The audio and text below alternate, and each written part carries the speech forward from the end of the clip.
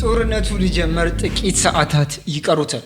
ሰበር ዜና እጅግ በጉጉት ሲጠበቅ የነበረው ቀን ደረሰ። ዛሬ ማታ እጅግ በጣም አስገራሚ ድግስ እንዳለን ተነግሮናል። ስለዚህ ነገ ማታ 3 ሰዓት ላይ ማንንም እንዳይቀር። እፎይ ማታ 3 ሰዓት ላይ ለመከራከር ከተቀጣጠረ በኋላ 2 ሰዓት ከ55 ላይ ኖ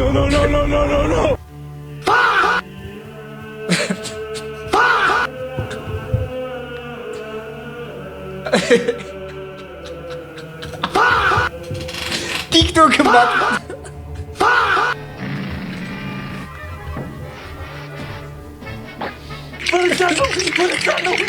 በቃ ቲክቶክን አጥፍተህ ስልክህን ጥለህ ለራስህም ጉድጓድ ገብተህ ትገባታለህ ተብሏል። ነገር ግን ከኛ ደግሞ አታመልጥም እያሉት ነው። በውይይቱ ቀን ያልመጣ ሰው ካለ ጸባችሁ ከኔ። እፎይ ጉድጓድ ቆፍሮ ቢገባም ሁሱ ደግሞ ምላሹን ሰጥቷል። ግን መጨረሻ እድል ነው የተሰጠህ። ከዚህ በኋላ ነገ ከቀረ ክርስቲያኖች እጅግ በጣም በሚያስገርም መልኩ ደግሞ ከጉድጓድ ውስጥ ወጥቶ ይመስለኛል ቴክስት ልኮል። እፎይ አክብሮ በስነ ስርዓት የጻፈለት ቴክስት ይመስላል። በስነ ስርዓት ሰላም ላንተ ይሁን ኡስታዝ ሁሱ፣ እኔ ደጋግሜ የውይይት ጥሪ ሳቀርብልህ። እጅግ በጣም በሚያስገርም መልኩ ደግሞ በዚህ ክርክር ላይ 1-2 ሰው እንዲጨመር ተፈልጓል። ለምን ተፈለገ የሚለው ደግሞ ከባድ ጭቅጭቅ ሊያመጣ ይችላል ተብሏል። ስለዚህ ሁለቱ ብቻ ናቸው ዲቤት የሚያደርጉት። ሁለቱ ሌላ ሰው ከተጨመረ አትችሉም ማለት። ሁሱ ለምን ተመረጠ? ደሞስ ደግሞ እነ ኢምራን ለምን አስፈለጉ? ነገርህ ላይ እሱን የመረጡበት አንድ ምክንያት አለ። ሁሱን የመረጡበት ጉዳይ አንደኛ ነገር በእውቀት ከነሱ ያነሰ እውቀት እኮ የለውም፣ በብዙ እጥፍ ይበልጣል በእውቀት። ግን ልጁ በጣም የተረጋጋ ልጅ ነው።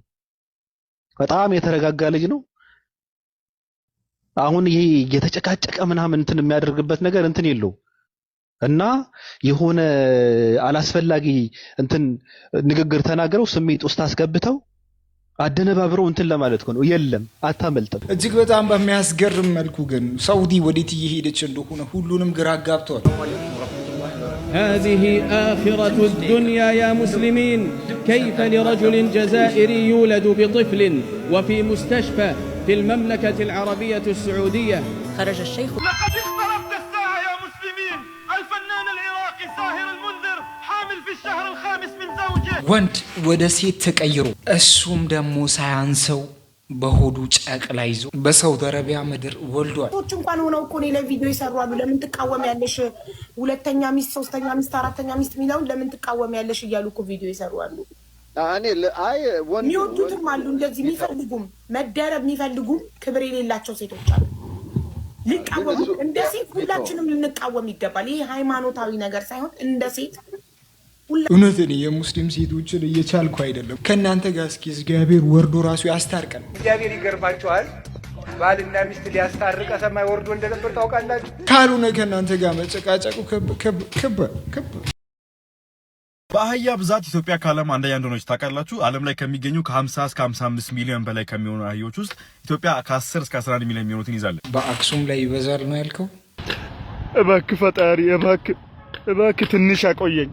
ሰላሙ አለይኩም ወራህመቱላሂ ወበረካቱ። እስቲ አርሴናላውያን እስቲ የሙቀት ሰዓት ቋጠሮ ላይ ደግሞ አልተቻላችሁ። አርሴናል በ83ኛ ደቂቃ ላይ ካስገባ በኋላ እጅግ በጣም በሚያስገርም መልኩ ጨዋታው አልቆ 6 ደቂቃዎች ይሰጣሉ። 6 ደቂቃዎቹ ሊጠናቀቁ 1 ደቂቃ በቀረበት ሰዓት ላይ አርሴናል ላይ ጎሉ ይገባል። Latest corner, goalkeeper fought for it through the hands of his opposite number, cleared off the line, but with what? Did it hit an arm? It's gone in. የገባው ጎል ግን እጅግ በጣም አጨቃጫቂ ነበርና ሰዎች ቫር እንዲታይላቸው፣ ተጫዋቾች ቫር እንዲታይላቸው ጠየቁ። ዳኛው ቫር ለማየት ሄደ። Has had a look at the incident. Let's see what he's. ደጋፊው ያለበት ሁኔታ ለዚህ አርሰናል ክለብ ደጋፊው ማን ሁለት አሉ ምትሉት እግዚአብሔር እንግዲህ ሱርቢሊ ብቻ ደጋፊው ያለበት ሁኔታ እጅግ በጣም በሚያስገርም መልኩ የዳኛው ውሳኔ ጎሉ ተሽሯል የሚል ነበር።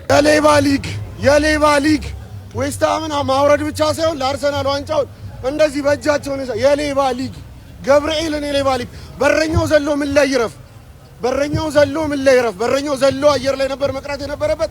የሌባ ሊግ እከካሞች ናቸው።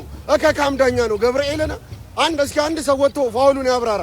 ሲያስጠሉ እከካም የሆነ ዳኛ። አሁን እኛ ምናምነው በመሰዳደብና በመተራረብ ሳይሆን በመፈቃቀር በመቻቻል ነው። ምን አባስ ስለሆንክ ነው የምችልህ? መቻቻል የሚባል ነገር እንደሌለ አውቃለሁ። በቃ በመፈቃቀር እስቲ ይሄንን ነገር እንወስኗለን። እንደምትመለከቱት ኳሱ ከተመታ በኋላ ራያ ኳሱን ለመያዝ ከፍ ይላል። ክንዱን ካያችሁት እጅግ በጣም በሚያስገርም መልኩ ወደ ታች እየገፋው ነበር። በረኛ እንደሌሎቹ ጠልዞ አይደለም የሚበላው። በረኛ ኳሱን ይዞ በእጅ ነው የሚበላው። በእጅ ነው ስራ የሚሰራው። በረኛ ስራው እጅ ላይ ነው። እጅን ደግሞ ትንሽዬ መንካት ዋጋ ያስከፍላል። ከኋላ ደግሞ እንደምትመለከቱትም እየጎተተው ነበር ከኋላ የዳኛው ውሳኔ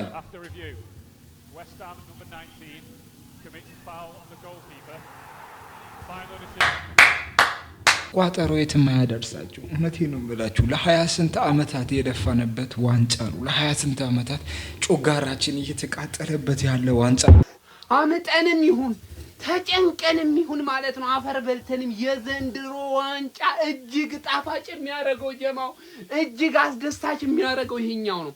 አፈር በልተን ተጨንቀን ከሰው በታች ሆነን እላያችን ላይ ተጨፍሮብን ማንዬ ምን በላው ዋንጫ ነው የሚሆነው። ይሄ ዋንጫ ጀማው ምን በላው ዋንጫ ነው የሚሆነው። ግን ጀማው ወይኔ ይሄን ዋንጫ ጠቅልለን በእጃችን ያስገባ ነው ቀን ልቁን ምዕራፍ የተወጣ ነው ዛሬ ነው ጀማው። እንኳን ደስ አላችሁ። መኑኝ የአውሮፓ ቻምፒዮንስ ሊጉ ፍጻሜ በዚህ መጠን ሊከብደንና ሊያስቸግረን እንደማይችል ፍጹም ጥርጥር የለኝም ጀማው። እንኳን ደስ አላችሁ ሁላችሁም የአርሰናል ደጋፊዎች ፕሊዝ ኮፒ ሊንክ ሼር አድርጉና ለሁሉም የአርሰናል ደጋፊ አዳርሱልኝ። እንኳን ደስ አላችሁ። የአመቱ የፍጻሜውን ከባዱን ጨዋታ ነው ማሸነፍ የቻልነው። ከዚህ በኋላ ያለው ጉዳው ገብስ ነው። ሁለቱ ጨዋታ ወዳው ገብስ ነው። ጀማዓ ዋናውን መንገድን የተወጣ ነው። እንኳን ደስ አላችሁ መላው አርሰናላውያን። እንደተፈራው ደጋፊው በዛን ሌሊት ማታ በተደረገው ጨዋታ ላይ ከተማው ተዘግቶ ነበር ለደጋፊው። ይህንን አስመልክቶ የአንዳንድ ደጋፊዎች ደግሞ ከቤት እንዳይወጡ ትዕዛዝ ተሰጣቸው።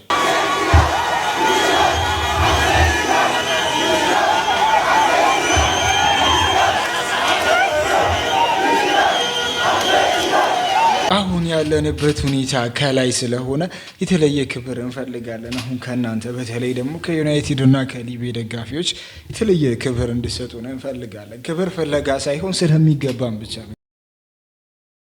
ብዙ እንትኖች እየጮብን ነው እዚህ የደረሱት። አይሳካልህም ሲሉ አሳክተ ነው እዚህ ደርሰናል። እስቲ አንዴ ቺርስ። ይቅርታ የኔ ሱመያ ብዬ ብጠራሽ ይደብርሻል? ለምን? ዝም ብዬ ነው ሱመያ ያልኩት ድረስ። እሺ ተስማማን? ችግር የለም። ሱመያ እጠራሻለሁ። ሂሳብ ሱመያ ነው የምትከፍለው። ሱመያ አዝማች ሀጀራህ ሽምሽም መልስና አዝማች ሀጀራህ ሽምሽም መልስና በርማጀው የተራቀይ ሂሳብሽን አልቼክሽ። እሺ ምንድነው ይሁን ላይ ተጠቀምኩ። ያንቺና የጓደኛሽ ሂሳብ ነው። ዋት አረኔ ጓደኛ አይደለም። እቺ ነገር ቆንጆ ታክቲክ ናት መሰለኝ። የገበያ ብር ማጠየቅ ሚስት 200 ዓመት በላይ ነው የምንኖረው። ይሄ በሳይንስ የተረጋገጠ ነው፣ በአካባቢ ሳይንስ። እንዲሁም ደግሞ የገበያ ብር መጠይቅ በአካባቢ ሳይንስ እንበጠብጥ እንደ ጆርጅስ ምናምን ሲገባ ሲወጣ በቅንዲቧ ምሸኝ ሴት ደግሞ እስከ 38 በዛ ተብሎ 45 ዓመት ነው የምቆየው። ገንዘብ ማጠየቅ ሚስት ግን 200 ዓመት በላይ ነው። ያውም ሳይንስ አካባቢ ሳይንስ ሸውዶናል። አወዴ እጅግ በጣም በሚያስገርም መልኩ የአፍሪካ አካዳሚ ምሩቃን ተማሪዎችን እጅግ በጣም በሚያስገርም መልኩ አስመርቆ ነበር። በዚህም ላይ ንግግር ያደረጉት ኡስታዝ ያሲን ኑሩ ነበሩ። ቃለ መሐላቸውን ስንሰማ ይሄንን ነገር አስቦ ይመስለኛል ብዙ ነገሮችን በኢትዮጵያ ውስጥ እየከለከሉ እየፈሩ ያሉት። አላህ ስም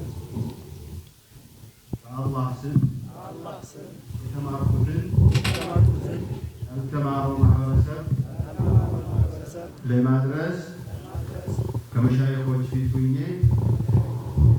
ቃል ስገባ የተማርኩትን ለማስተማር ብቻ ሳይሆን ኡስታዝ ያሲን ኑሩ እጅግ በጣም በሚያስገርም መልኩ የመጀመሪያ ንግግራቸው በነጃሺ ነበር።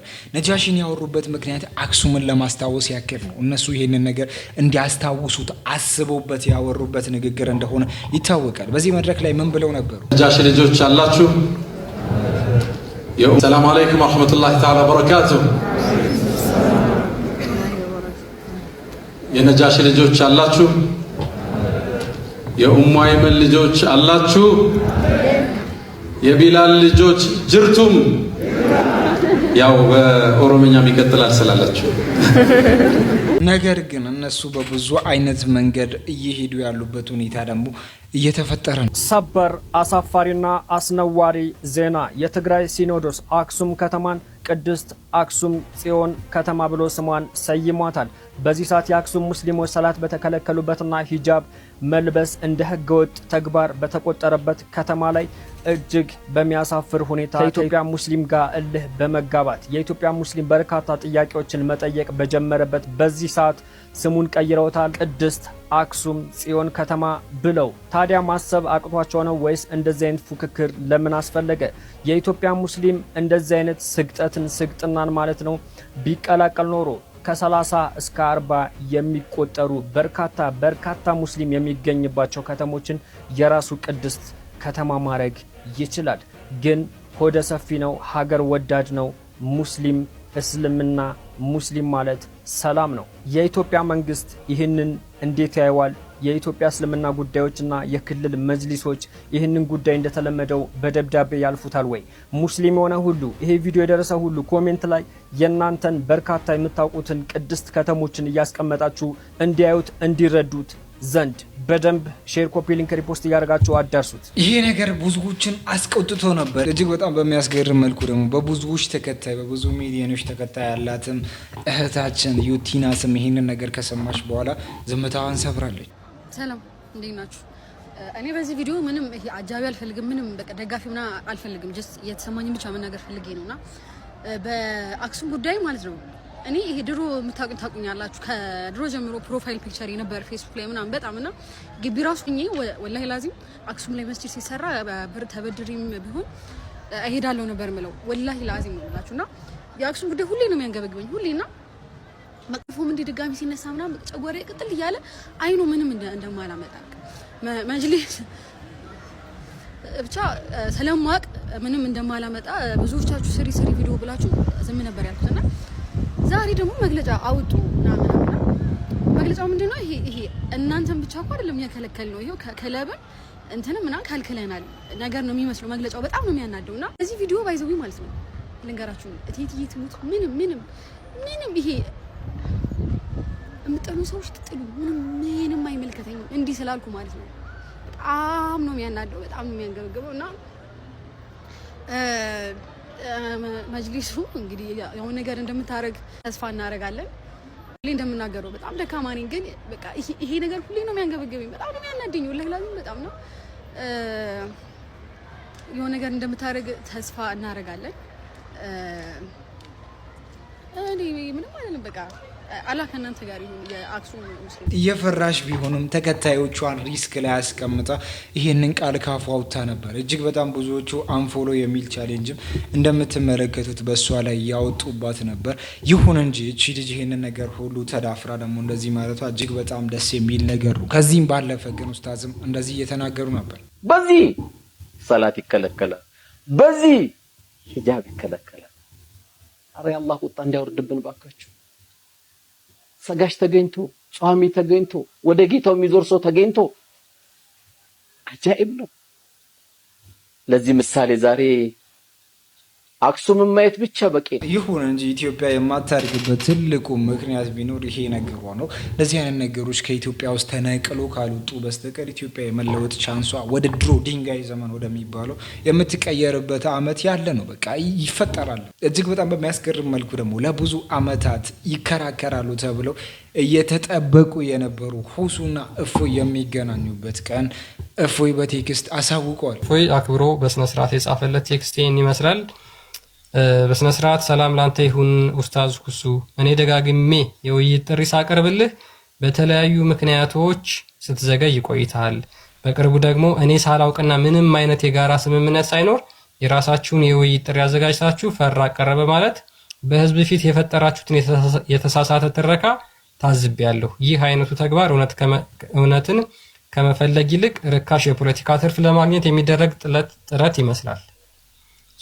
እውነቱን ለህዝብ ግልጽ ለማድረግ ማን ትክክለኛውን የነቢያት መንገድ እንደያዘ ለማረጋገጥ በመጨረሻ ሰኞ ማለትም በ3/9/2018 ነገ ከምሽቱ 3 ሰዓት ላይ ለውይይት እንገናኝ።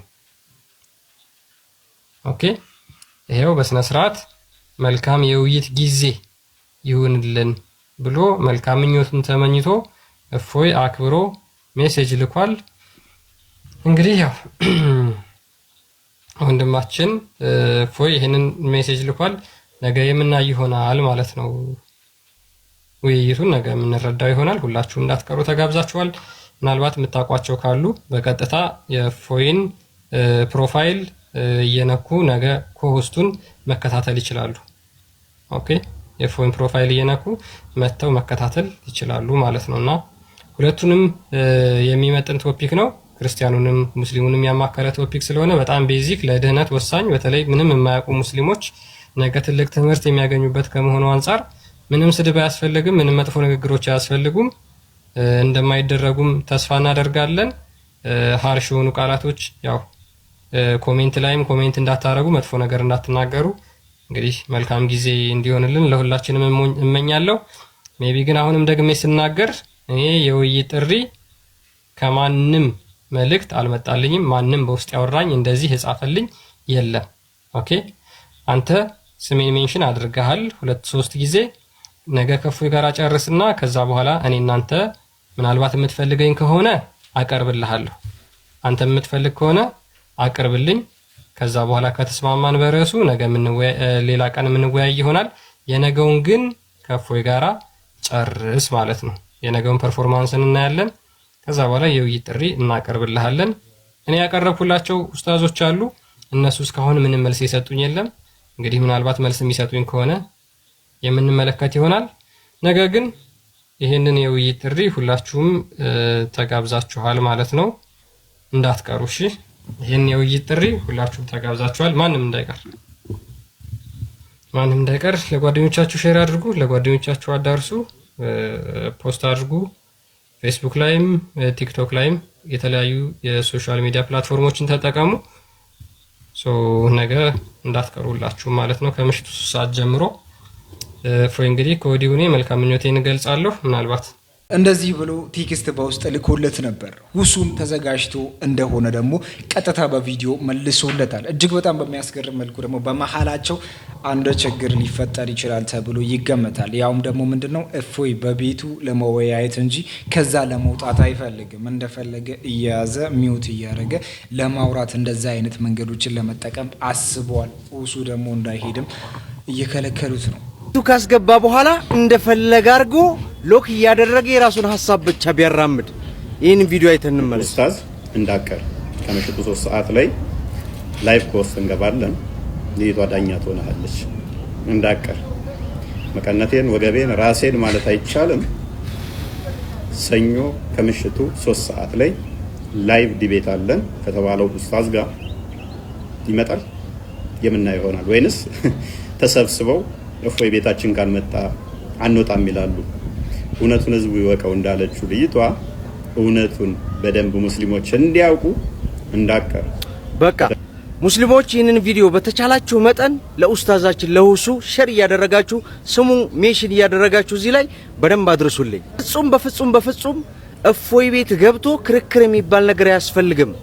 ሲጀመር እንዲህ አይነት ሰዎች ላይ በተለይ በእምነት ላይ ጥላቻ ያላቸውና እስልምናን ይበታች አድርገው በሚያስቡ አካላት ጋር ገብታችሁ መወያየት ማለት ራስን ማዋረር ነው።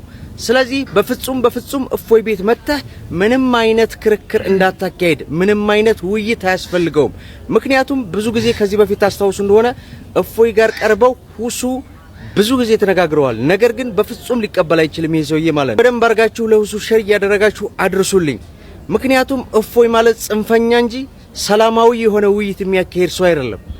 በፍጹም ይህንን ስምምነት እኔ በበኩሌ አልስማማበትም። ሸር እያደረጋችሁ አድርሱ። እንደዚህ ነው እሱም የፈለገው ያቺን የማጽበርበሯን ሁኔታ በራሱ ውስጥ አገናዝቦ ይዞት የሆነ ነገር ከተደረገ የሆነ ነገር አደርጋለሁ የሚል ነገር አስቦ ነው በራሱ ፔጅ የሚል ሰዎች በመሀል ገብተው አስታርቀው በሌላ ሰው ላይቭ ላይ የሚከናወን ይሆናል እንጂ ይሄ ውይይት እንደማይቀርም አንዳንዶቹ እየተናገሩ ነው። ሁሱም ደግሞ በበኩሉ እንዲህ ብሎ ግን መጨረሻ እድል ነው የተሰጠህ። ከዚህ በኋላ ነገ ከቀረ ክርስቲያኖች አሁን ለታ ፉቱ ካልመጣ 1 ቢሊዮን ያለው ካልመጣ ቃል ገባ ማለት እኔ ራሴን ላይ ዘግቼ ከኢምራን ጋር መጣሁ። እኛው መጥቷል በሉት ሄድና ከዚያ በኋላ ያዙ ልቀው ሄዶ ወጣ፣ አመለጠ፣ እድሉን አሳለፈ። አሁን የመጨረሻ እድል ሰጥተዋል። ከዚህ በኋላ ግን ከቀረ ይዛችሁ አስልሙት ራሳችሁ ክርስቲያኖች። ነገ ካልመጣ ፎይ ራሳችሁ አስልሙት። ወላሂ ላዚም ስለም ከዚህ በኋላ በቃ ሳክስና አየለ በቃ ሄድና ሙስሊሞች ፊት አንድ ቀን ቀርበህ ተናገር እንጂ አሁን ለታ ሲጠብቁ ጠራ። አሁን ስለም በቃ ፍታን በሉት። ስለዚህ አታጨናንቁት። ልጁንም ይከታተላል እኮ ይሰማችኋል እኮ እናንተ እየገባችሁ ስትጠይቁ ወላሂ ይጨናነቃል። ሁሱ ሊያሳዝን አይገባም። ምን ማለት ነው? ከዚህ በፊት ነብዩን እንዴት እየተሳደበ እንደሆነ እየተመለከትን ነው። አሳዛኝ የሚባል አማርኛ የለም። ውርደቱንና ሽንፈቱን ተከናንቦ ከዚህ ፔጅ ውስጥ መውጣት አለበት። ይህ ሰውዬ ከተቻለ ከቲክቶክ ዓለም ሁላ ማጥፋትን የሚያስፈልግ ነገር ነው። እንደዚህ የሚሳደብ ሰው በምንም አይነት ወይ የማይስማማ ሰው አሳዘነኝ ማለት ተገቢ አይመስለኝም። ሌሎቹ ደግሞ አንገቱን ይዘን ቢሆንም እናመጣዋለን እያሉ ነው። በውይይቱ ቀን ያልመጣ ሰው ካለ ጸባችሁ ከኔ ጋር እፎይ ካልመጣ ትረገጣል፣ እናወርዳል። እፎይ ልክ አልሰራም በሚለው እስከዛሬ ያወራው ነገር ዝም ብለህ ነው የምትቀባጥረው ብለን እንሄድበታል። ሁሱ ካልመጣ እንደዚህ እስከዛሬ የቀባጠርከው ነገር ውሸት ነው ብለን እንሄድበታል። ይሄ ደግሞ የስራው ባህል። እነዚህ እንደ ስራ ኮንተንት ይዘው ቢሆንም እንግዲህ ውርደቱን ቢያወሩት እጅግ በጣም አሪፍ ነው ብዬ አስባለሁ። ሌላ ደግሞ አስቸጋሪ ነው ተብሎ እየታሰበ ያለው ነገር ነቢያቶች የሰበኩት አምላክ ማን ነው? እግዚአብሔርን ነው ወይስ አላህን ነው የሚል ነገ ጠዋት ነገ በኢትዮጵያ በሰኞ በኢትዮጵያ ምሽት። ስለዚህ ሁለቱ ብቻ ናቸው ዲቤት የሚያደርጉት። ሁለቱ ሌላ ሰው ከተጨመረ አትችሉም ማለት ነው። እፎይም አሁን ሌላ ሰው ከጨመረ አትችልም። ውይይት ለሁለት ሰው ነው የሚሆነው፣ ሌላ የሚጨመር የለም። ሌላው ምንድነው አሁን ደስ የሚል እፎይ እንግሊዘኛም ይችላል አማርኛም ይችላል። እፎይ ከባድ ኬዝ እውነቱን ነው የምናገረው። ሁሱም ጎበዝ ነው። ሁሱም ጎበዝ ነው።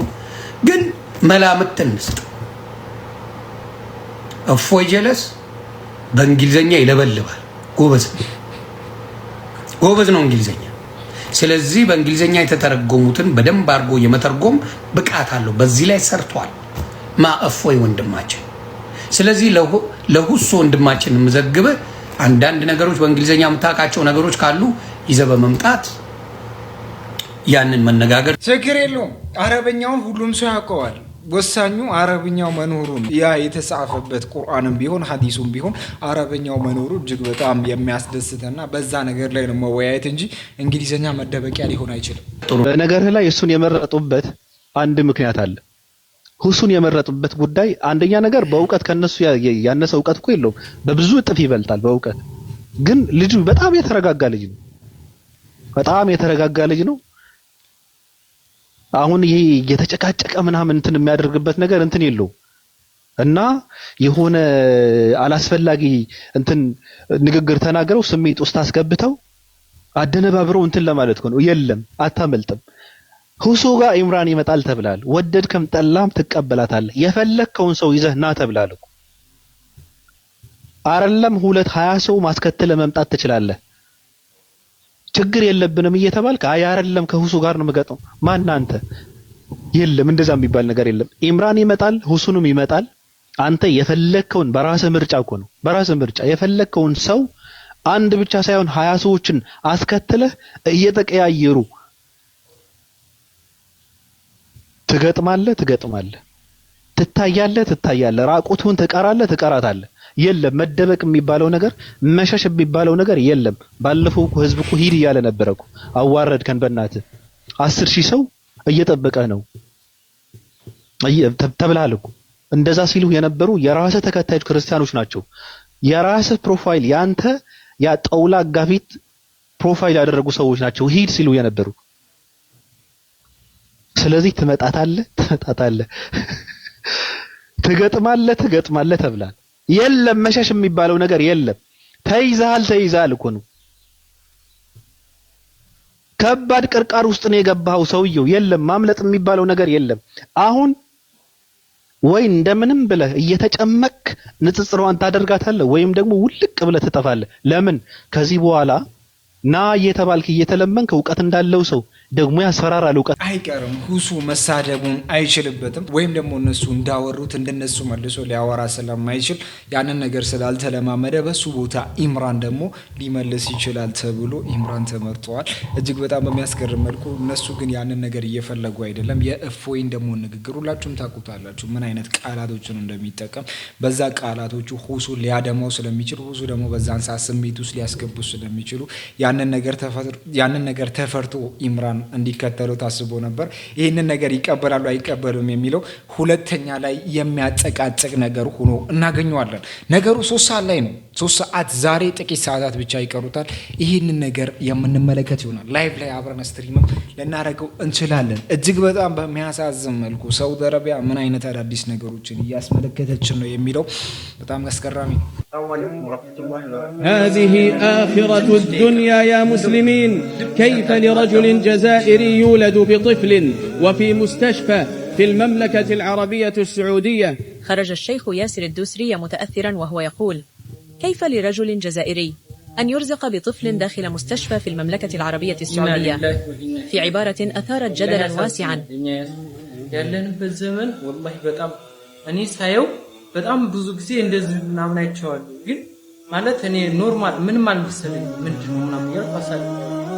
ዛሬ ሰማለሁኝ لا حول ولا قوة إلا بالله ونفسي ويالنበት ጊዜ والله يا جماعة يا أمة مسلم لا حول ولا قوة إلا بالله ምን አይነት የከፋ ጊዜ ደረሰ። والله በጣም ያስፈራል። كز الله إنا لله وإنا إليه راجعون. سو والله الله يطبقنا يا أمة محمد. والله كبار ጊዜ ላይ ነው ያለው። በጣም ከባድ ጊዜ የመጨረሻው ጊዜ እየመጣ ወንድ ልጅ ጾታውን አስቀይሮ አስተግፊሩላህ ወአቱቡ ኢለይህ ከዚህ በላይ የከፋ ምን አይነት ጊዜ አለ? ሁላችንም ወደ ነፍሳችን እንመለስ፣ ወደ አላህ እንመለስ። ወላሂ በሶላታችሁ አደራ እናንተ ሙስሊሞች ሆይ ወላሂ የፈለገ መጥፎ ነገር ብትሰሩ በሶላታችሁ አደራ አታሻርኩ። በአንድ አላህ እመኑ።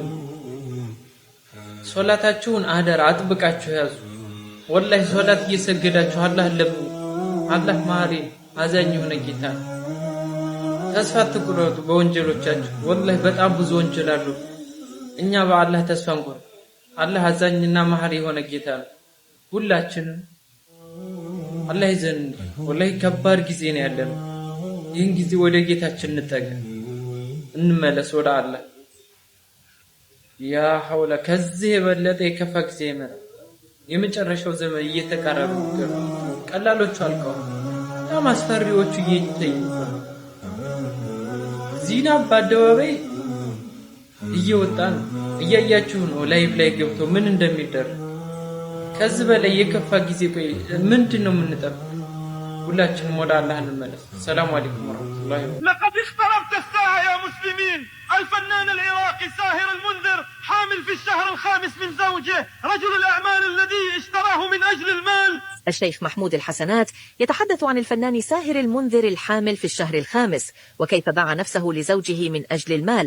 تصدر اسم الفنان ساهر المنذر عناوين الجدل مجددا بعد تصريحات نارية للشيخ محمود الحسنات، حيث تحدث الشيخ خلال لقاء مباشر عن ما وصفه بالقضية الأخلاقية الخطيرة التي شغلت الرأي العام، وأشار إلى الأخبار المتداولة حول حمل الفنان ساهر المنذر في شهره الخامس، معتبرا الأمر سابقة غير مفهومة.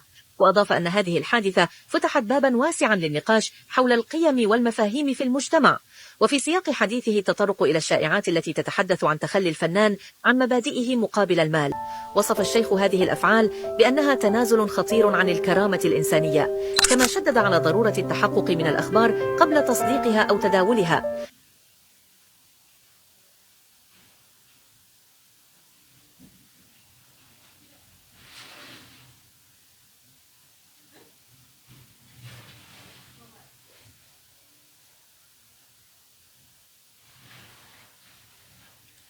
ያሳዝናል። በሳውዲ ምድር በአረብ ምድር እንደዚህ አይነት ነገሮች መመልከት እጅግ በጣም ያማል።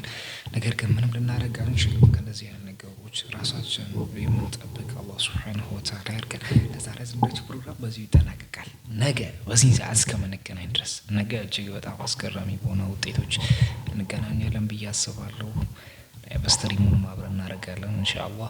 ለዛሬ ዝናችሁ ፕሮግራም በዚህ በቀጣይ ቪዲዮ እስከምንገናኝ አንሱዳ አቲ ኤኒኒ ኮመንት ሸርት በሬሱ ከሳከ ነገር ሁሉ ላይክ መግባራ ከይትረሲው